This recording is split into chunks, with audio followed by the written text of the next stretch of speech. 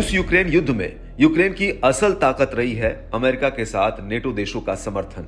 ये वही ताकत है जिसकी वजह से रूस जैसे शक्तिशाली देश को भी यूक्रेन 18 महीने से छकाए हुए है। लेकिन अब युद्ध का परिदृश्य बदलता हुआ दिख रहा है। यूक्रेन के सहयोगी पश्चिमी देशों का कहना है कि जिस उम्मीद के साथ यूक्रेन की मदद की गई थी उसमें यूक्रेन नाकाम साबित हुआ है।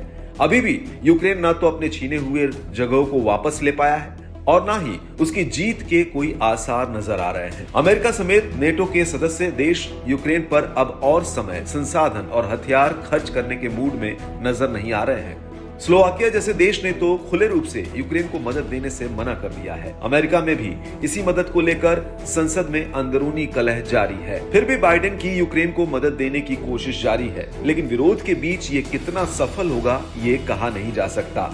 ऐसे में एक सवाल सबके मन में है कि यूक्रेन के साथ होगा क्या।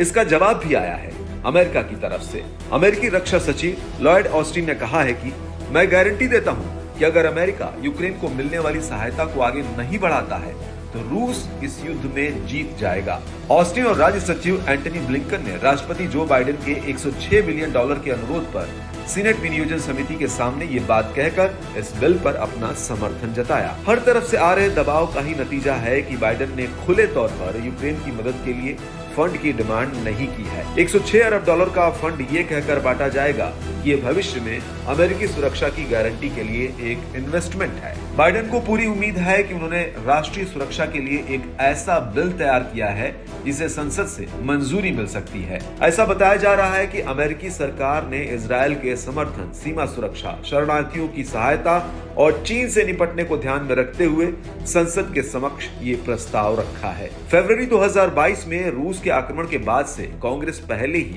यूक्रेन के लिए $113 बिलियन की मंजूरी दे चुकी है। व्हाइट हाउस ने कहा है कि अमेरिकी भंडार से रूस से लड़ रहे यूक्रेनी बलों को हथियारों की मदद को जारी रखने के लिए उसके पास $5.5 बिलियन से भी कम फंड है।